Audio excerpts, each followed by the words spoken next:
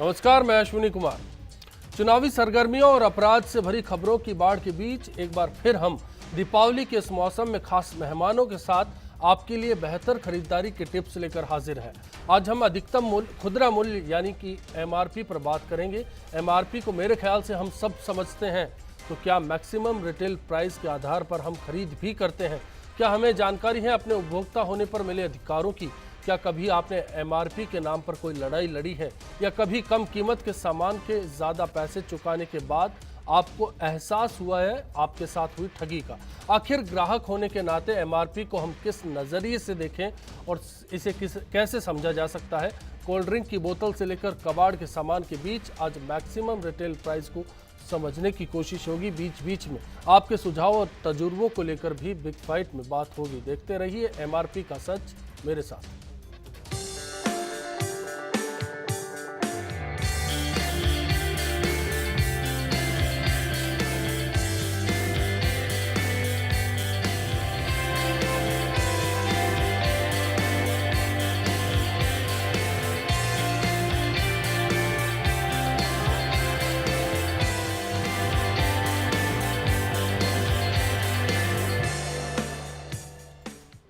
Big fight में आज के इश्यू पर बातचीत के लिए स्टूडियो में खास मेहमान हमारे साथ हैं। The Jaipur FMCG district association के सचिव प्रवीण जी व्यास हमारे साथ हैं। प्रियंकास के डायरेक्टर बीएन माथुर साहब हमारे साथ हैं। उपभोक्ता मामलात के वकील डीएम माथुर साहब हमारे साथ हैं। मणिशंकर ऑयल्स के सेल्स डायरेक्टर मनोज जी मुरारका हमारे साथ हैं। जिला औद्योगिक अधिकारी हनुमान जी शर्मा इस बातचीत में हमारे साथ होंगे। आज बाजार में बिकने वाला हर सामान हर दुकान के नाम से कीमतें तय करता है। क्या आपने सोचा है कभी एक ही क्वालिटी और मात्रा वाला सामान आखिर दो रेट में क्यों मिलता है? मेडिकल मार्केट में एक ही बीमारी की एक दवा कई अलग अलग नामों से अलग अलग प्रिंट रेट पर बिकती है। कपड़े खरीदने जाएं तो वहां अलग अलग कंपनियों के रेडीमेड कपड़े, चाहे शर्ट हो या फिर पैंट, साड़ी हो या फिर सलवार, एक ही तरह के होने के बावजूद अलग अलग रेट से बेचे जाते हैं। यही हाल बिल्डर्स के कारोबार का है। इसमें जमीन की कीमत, सीमेंट, रेत, ईंट, गारे समेत कुछ अन्य निर्माण सामग्री और मानव श्रम को मिलाकर हिसाब लगाए तो मालूम होगा कि वास्तविक लागत से कई गुना ज्यादा कीमत पर मकान बेचा जाता है। ये बात सही है कि प्रोडक्शन से गुजरकर बाजार पहुंचने तक मजदूरी, ट्रांसपोर्टेशन और लोकल टैक्स मिलाकर किसी सामान की कीमत तय होती है। कच्चे माल का खर्च भी उसमें जोड़ना पड़ता है। उस पर उत्पादक कंपनी और दुकानदार का मुनाफा भी जरूर जुड़ता है। इन सबको जोड़कर किसी सामान का अगर अधिकतम खुदरा मूल्य तय किया जा सकता है तो उसे वस्तु के पैकेट पर प्रिंट किया जा सकता है। तो लागत मूल्य तय करने और उसे अपने प्रोडक्ट में छापने में भला क्या दिक्कत है? क्या लागत मूल्य की गोपनीयता में ही कंपनियों के अधिकतम और अंधाधुंध मुनाफे का रहस्य छिपा है? क्या यही वजह है कि हर सामान आज महंगे पर महंगा होता जा रहा है और महंगाई है कि बेलगाम है? सवाल लागत का है। अगर आपको अधिकतम मूल्य बताया जाता है तो क्यों उस प्रोडक्ट की लागत नहीं बताई जाती? डीएम माथुर साहब, शुरुआत में आपसे करना चाहूँगा, क्या आपके पास इस तरह के मामलात कभी आते हैं कि उपभोक्ता आता है कि एमआरपी से ज़्यादा पैसा उससे वसूल लिया गया, या फिर कहीं हेर फेर की खबरें होती हैं? पूरे जयपुर शहर में जो मेडिकल का जो सबसे बड़ा खेल है वो है एमआरपी का। कुछ जगह तो एमआरपी के उन्होंने बोर्ड्स लगा रखे हैं, कुछ जगह एमआरपी के बोर्ड ही लगा रखे हैं, कुछ जगह एमआरपी की रेट्स लिखी हुई है लेकिन उसमें पूरी रेट ही नहीं है। तो कस्टमर तो केवल अपना पर्चा लेके जाता है डॉक्टर का, उसको ये नहीं पता है कि उसके ऊपर एमआरपी लिखी हुई है नहीं लिखी है। वो कस्टमर को ना तो बिल देता है तो उसमें एमआरपी नहीं लिखता। एमआरपी क्यों नहीं लिखता? ये आज तक अवेयरनेस ही नहीं है, क्योंकि कस्टमर को मतलब नहीं है ना। उसका तो पेशेंट बैठा हुआ है, उसको तो केवल दवाई लेके और भाग रहा है, उसको यही पता नहीं है उसकी एक्सपायरी डेट है या नहीं है जी। तो ये पूरा मार्केट एमआरपी का जो है, गवर्नमेंट इस तरफ बिल्कुल भी ध्यान नहीं है, बिल्कुल भी। अच्छा, गवर्नमेंट के ध्यान हो भी तो भी कस्टमर को पता ही नहीं मेरे को कहाँ जाना है। आज किसी को नहीं पता है कि एमआरपी डिपार्टमेंट कौन डील करता है। आप किसी सर्वे करके देख लो, किसी को नहीं पता है। अधिवक्ता भी हैं आप बीएन माथुर साहब। हमारे उपभोक्ता कानून में बहुत सारे केस ऐसे आए जिसमें एमआरपी से भी ज़्यादा ले लिया, और मैं तो यहाँ तक कहूँगा कि मॉल्स की रेट एमआरपी की ज़्यादा होती है। वही प्रोडक्ट, वही कंपनी, और जो बाजार में माल बिक रहा है उसकी एमआरपी कम होती है। मैंने तो सुना था इस शो से पहले डिस्कशन जब चल रहा था कि सुपरमार्केट रेट्स कम करके बेचते हैं, बल्क में सामान खरीद देते MRP हैं ज्यादा और बाहर खोल के कम खरीदने वाला करते हैं। उपभोक्ता अपने आप को ठगा सा महसूस करता है। नहीं, ऐसा नहीं है। जब एमआरपी में बल्क ऑर्डर वो लोग लेते हैं तो एमआरपी वो अपनी मर्जी से छापते हैं, उसकी अगर आपको छूट दे क्या दी, इसका राइट होता है? नहीं, ये एमआरपी के प्रिंटेड कोई सामान पर टैग लगाने का किसी को राइट है? नहीं, किसी को राइट लगाने का राइट नहीं है, क्योंकि कंज्यूमर कोर्ट में ये अनफेयर ट्रेड प्रैक्टिस मानी गई है और उपभोक्ता कानून में संरक्षण है कि एमआरपी से ज्यादा आपको बेचा गया हो कोई भी चीज, कोई भी प्रोडक्ट, लेकिन पैकिंग मटेरियल होना अनिवार्य है। हनुमान जी, मैं आपसे जानना चाहता हूँ इसके लिए क्या प्रावधान है, सरकार क्या नियम रखती है?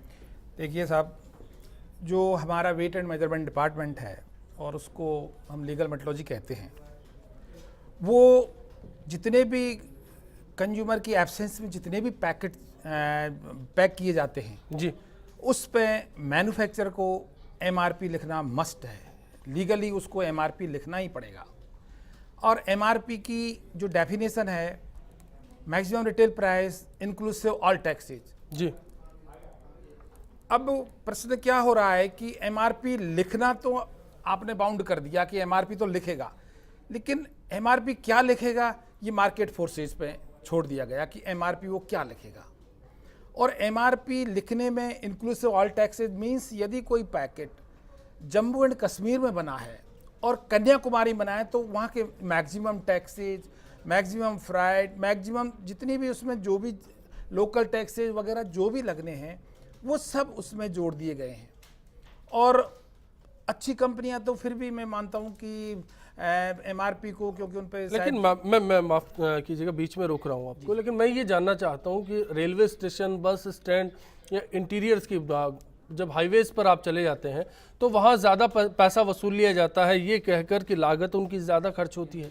नहीं, वेट पैकेज कम्युनिटी में बिल्कुल स्पष्ट प्रावधान है कि कोई भी व्यक्ति एमआरपी से ज़्यादा वसूल नहीं कर सकता।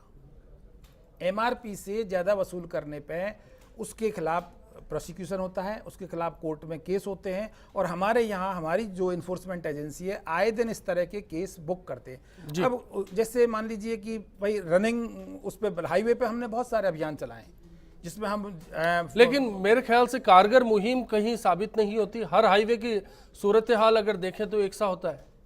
नहीं, ये बात आपकी सही है, क्योंकि उसमें होता क्या है कि एक्चुअल में न्यायालय को वजह सबूत चाहिए। अब न तो वहाँ कोई उपभोक्ता को इतनी मतलब ज़रूरत होती है कि बहुत जल्दी उसका बिल ले, न कोई इसे लफड़े में पड़ना चाहता है कि हमारे पास शिकायत करे। हमने जो भी विभाग करता है वो हम बोगस ग्राहक लेकर के जब भी अभियान चलाते हैं हम बोगस ग्राहक बेचते हैं, तो जाकर के मनोज मोरारका साहब, मैं आपके बड़ा पास मुश्किल है। मार्केट ट्रेंड क्या कहता है? क्या ईमान होना चाहिए कारोबारी के लिए? आप क्या मानते हैं जब आप मार्केटिंग बिजनेस को पढ़ते हैं और पढ़ाते हैं और फिर इस कारोबार में उतरते हैं? नहीं जी, बिल्कुल एमआरपी एकदम कंपलसरी है जो कि हर एक आइटम पे होनी चाहिए, ये कंज्यूमर का राइट है जी। सेकेंडली मैं बात बताना चाहता हूँ कि एमआरपी है ये the best price for consumer नहीं है, ये तो मैक्सिमम प्राइस है जो उसको देना चाहिए। अगर उसके अभाव में उससे ज़्यादा नहीं ली जाए तो ये कोई बेस्ट प्राइस बोले अपन, इसके ऊपर बार्गेनिंग का राइट है उसका। ऐसा नहीं बोल सकता एक दुकानदार के साथ मेरी एमआरपी इसी रेट पे हम बेचेंगे, उसके पास कंज्यूमर पास उसकी बार्गेनिंग की राइट है। क्योंकि एमआरपी कंसिस्ट 4 आइटम से होता है, एक मटेरियल से, एक ट्रांसपोर्टेशन कॉस्ट से, एक सेल टैक्स से, एक मार्जिन से जो डिस्ट्रीब्यूटर का है। तो जो मार्जिन वाला पार्ट है उसके ऊपर वो बार्गेन कर सकता है कंज्यूमर उस शॉपकीपर से। कितना फर्क आप मानते हैं, कितना फर्क आ सकता है? देखिए, फ़र्क इसके कारण एक बहुत ड्रास्टिकली बढ़ जाता है क्योंकि एमआरपी एक प्रोडक्ट पे पूरी इंडिया के लिए सेम होती है, जबकि उसकी ट्रांसपोर्टेशन कॉस्ट दूरियों के ऊपर निर्भर करता है। आज एक जयपुर में कोई प्रोडक्ट मैन्युफैक्चर हो रहा है, आपने काफ़ी अहम बात की। कुछ प्रोडक्ट्स ऐसे होते हैं जिन पर 2 रेट्स लिखी होती है, राजस्थान के लिए अलग, हरियाणा में बेचेंगे तो अलग। क्या ये ठीक नहीं होता? कैसा होता है माथुर साहब, मैं आपसे जानना चाहूँ। वहाँ के टैक्सेस के ऊपर डिपेंड करता है। कई जगह 4% टैक्स है, कई से 12% है। अब दिल्ली में आप चल जाओ, वहाँ कुछ आइटम्स पे 4% टैक्स है, वही सेम आइटम यहाँ जयपुर में आप लोगे 12% टैक्स है। तो टैक्सेस का बहुत बड़ा लोचा है। दूसरा लोचा ये है कि साहब जो मटेरियल आ रहा है जी, जिसके ऊपर एमआरपी लिखी हुई है, क्या वो मटेरियल वही है सेम जो दिल्ली में बिक रहा है या बॉम्बे में बिक रहा है या जयपुर में बिक रहा है? ये कोई क्राइटेरिया ही नहीं है। क्या ऐसा होता है? चलिए मैं प्रवीण गुप्ता जी आपके पास आता हूँ। आपको क्या लगता है, मार्केट रूल्स रेगुलेशंस के आधार पर चलता है या फिर कारोबारी को आदत होती है नियम तोड़ने की? आपने बहुत अच्छा सवाल पूछा। कोई भी मार्केट आज के टाइम में कोई नियम कानून से नहीं चलता। आज के टाइम में कारोबारी की कंपनी से लेके और रिटेलर की जो प्रतिस्पर्धा है उसने सारे के सारे एमआरपी के नियम को ध्वस्त किया हुआ है।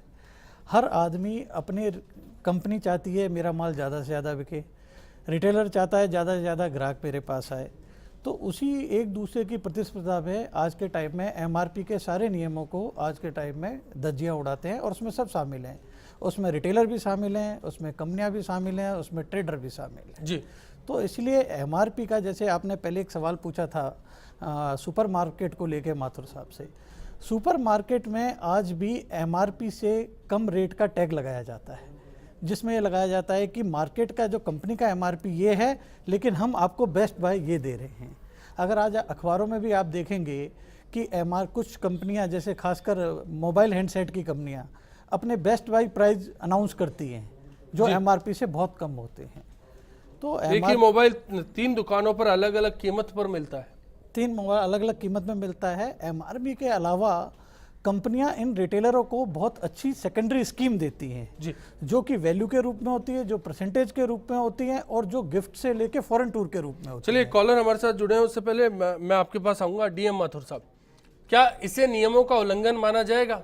बिल्कुल। अगर अनफेयर ट्रेड प्रैक्टिस का, मैंने कहा एमआरटीपी और जो कंज्यूमर लॉ है, कंज्यूमर लॉ में अनफेयर ट्रेड प्रैक्टिस में, अगर मैंने आपको कहा, कम लेने में अपराध नहीं है, लेकिन ज़्यादा, क्योंकि हमारे यहाँ हिंदुस्तान में कोई भी ऐसा प्राइस कंट्रोल एक्ट नहीं है जो प्राइस को फिक्स करे, नंबर 1। और कंपटीशन के आधार मेरे ख्याल से 1990 के दशक में इस बारे में महाराष्ट्र से बात शुरू हुई, देशव्यापी आंदोलन शुरू हुआ, उसके बाद संसद तक में अटल बिहारी वाजपेयी ने इस मुद्दे को उठाया, लेकिन अभी भी वो प्राइस कंट्रोल एक्ट नहीं आ रहा। इस कारण और फिर हम कह रहे हैं लागत अगर फिक्स कर दी जाए तो मेरे कंज्यूमर को मालूम होना चाहिए कितनी परसेंटेज ऑफ मार्जिन कमा रहा है मेडिसिन में। बिल्कुल, ये एक अहम सवाल यहाँ खड़ा होता है कि लागत क्या है, उसके बाद आप कितना मुनाफा कमाते हैं, आपकी बढ़ती महंगाई का क्या ये कारण है। शौकत अली साहब डीडवाना से हमारे साथ एक कॉलर है, बताएं शौकत साहब क्या कहना है आपका? शौकत अली जी, लगता है कॉलर से संपर्क टूट गया। ब्रेक का वक्त है, ब्रेक के लिए रुकेंगे। आप किससे जुड़ी बात है, बने रहिए बिग फाइट के साथ। आखिर खरीदारी का सवाल है, किस तरह से करें त्योहार में इस खरीदारी को, कहीं ठगी तो नहीं होगी? ब्रेक के बाद उसके ऊपर प्राइस टैग होता है जिसके एक्चुअल वैल्यू पे कम से कम 25%, किसी पे 40% की छूट देते हैं। तो खरीदते टाइम ये तय करना मुश्किल है उसकी वास्तविक कीमत क्या है। नहीं, ऐसा प्राय कभी किसी के साथ नहीं होता है। कम दाम की चीज़ को समझते कोई उपभोक्ता होगा जो ज़्यादा दाम में खरीदेगा। लोग प्राय बहस करते रहते हैं पैसों को लेकर के, तो मोल भाव करते हैं, बार्गेनिंग का प्रयास करते हैं।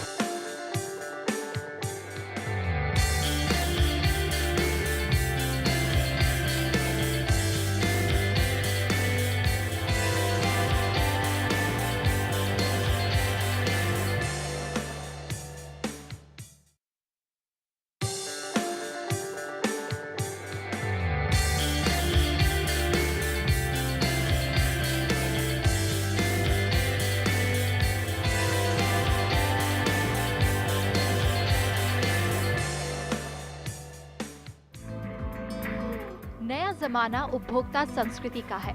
आज बाजार में मौजूद हर शख्स उपभोक्ता है, चाहे फैक्ट्री का मालिक हो या कोई सामान्य मजदूर। जिंदा रहने के लिए हर किसी को रोटी, कपड़ा और मकान चाहिए, इलाज के लिए दवाई चाहिए। आज की तारीख में फूड सप्लीमेंट से लेकर बाजार में बिकने वाले हर सामान पर विक्रय मूल्य की जानकारी तो प्रिंट कर दी जाती है, लेकिन प्रति यूनिट लागत के बारे में कोई सूचना नहीं होती और न ही हम ग्राहक इस बारे में जानने की कोशिश करते हैं।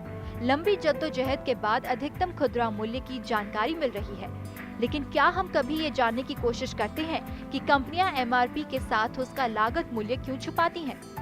अपने उत्पादन की लागत बताने में उन्हें संकोच क्यों होता है?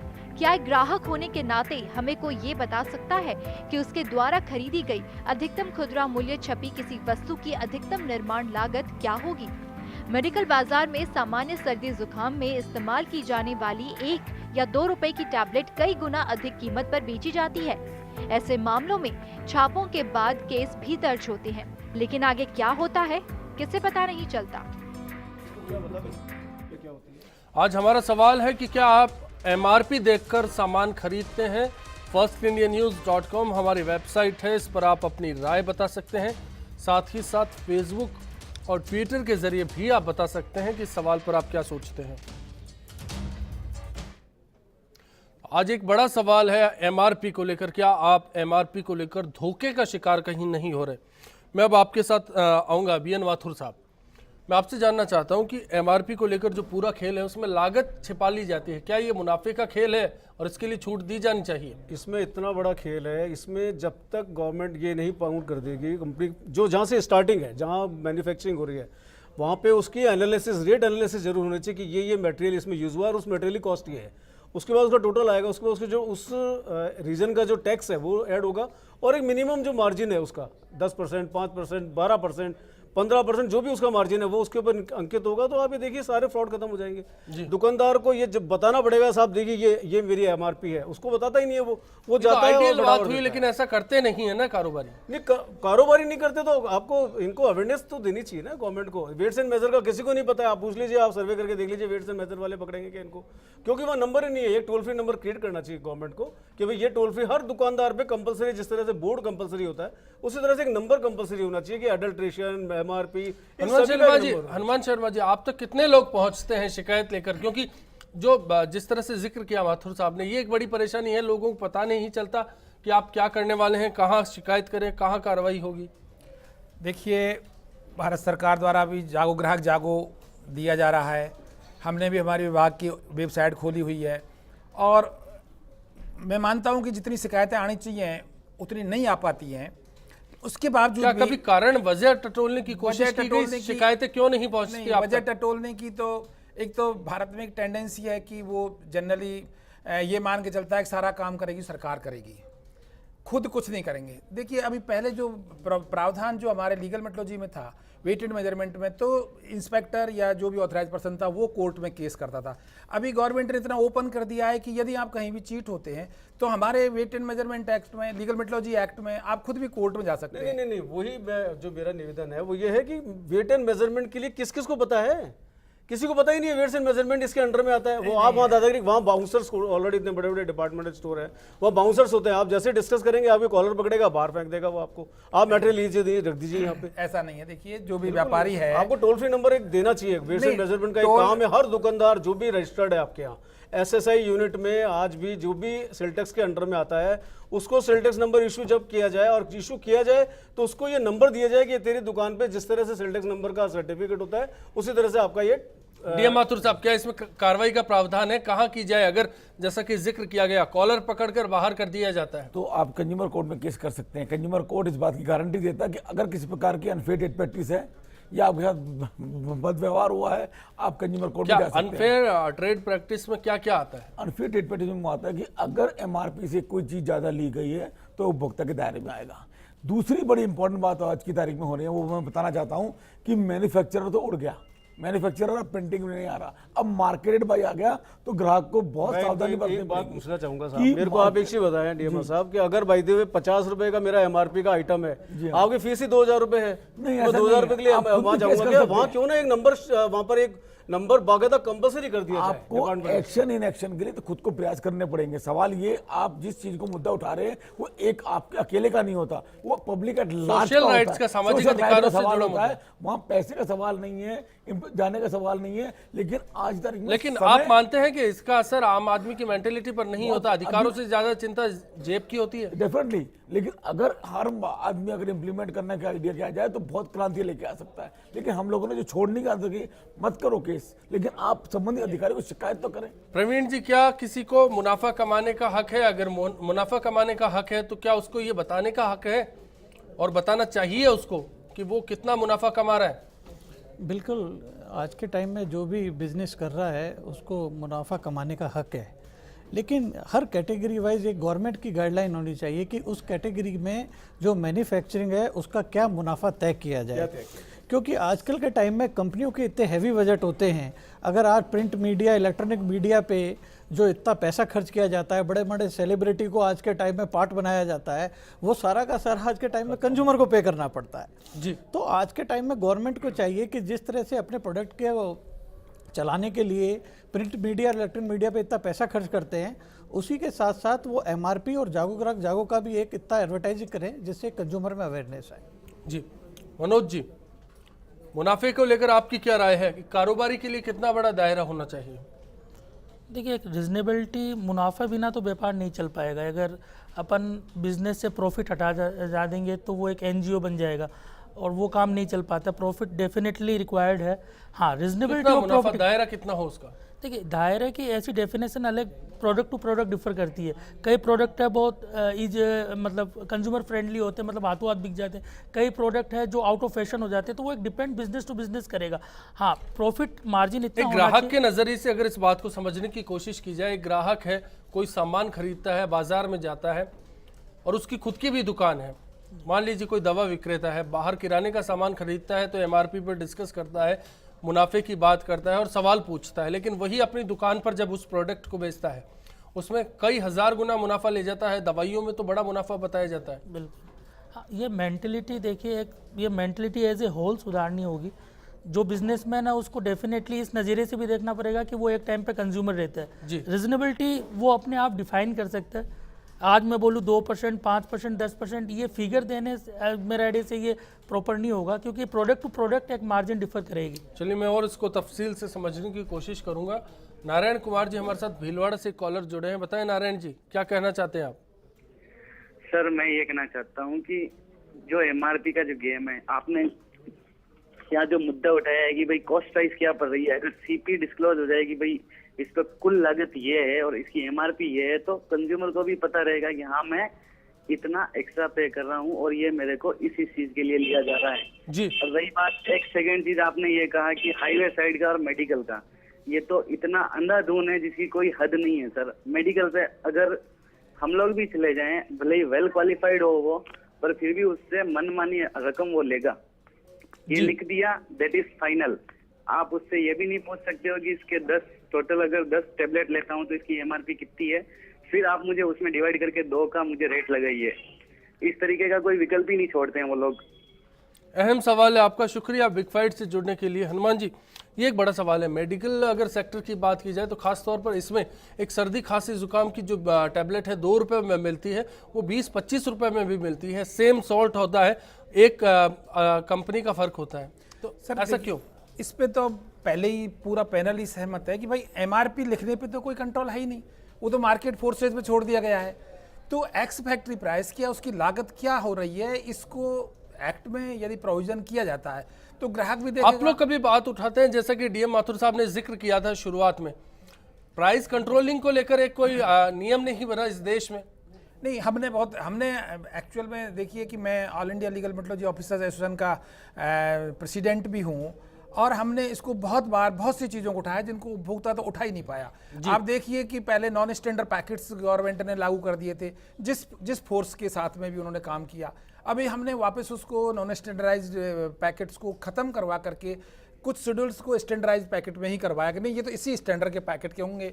पहले यूनिट सेल प्राइस हुआ करती थी, उसको भी भारत, चूंकि ये सारा कानून बनाना भारत सरकार के अधिकार क्षेत्र में, एनफोर्समेंट करना स्टेट की एजेंसी में है, तो वो कानून वो जैसा उचित समझती हैं, चाहे वो इंडस्ट्रियाँ आती हो उनके पास में या जो भी हायर लेवल पे जो निर्णय लिए जाते हैं, तो एमआरपी पे जब तक कोई नियंत्रण नहीं होगा। अब ये तो बना दिया कि एमआरपी से ज़्यादा नहीं ले सकता जी, एमआरपी को कोई मिटा नहीं सकता, एमआरपी को कोई धुंधला नहीं कर सकता। अभी हम देख रहे हैं कि अभी हमारे जितने भी मैक्सिमम केसेस बन रहे हैं वो इम्पोर्टेड पैकेज पे बन रहे हैं, क्योंकि इम्पोर्टेड पैकेट्स पे जैसे ही वो एमआरपी लगता है उस पर कस्टम ड्यूटी लग जाती है।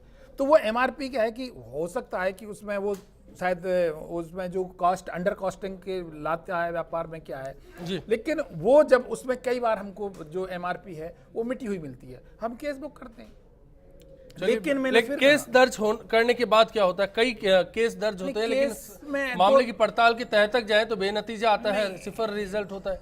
ये मैं मानता हूँ कि देखिए कि एक्चुअल में अब छोटी छोटी दुकानों पे हर जगह ये सिस्टम चल रहा है जी।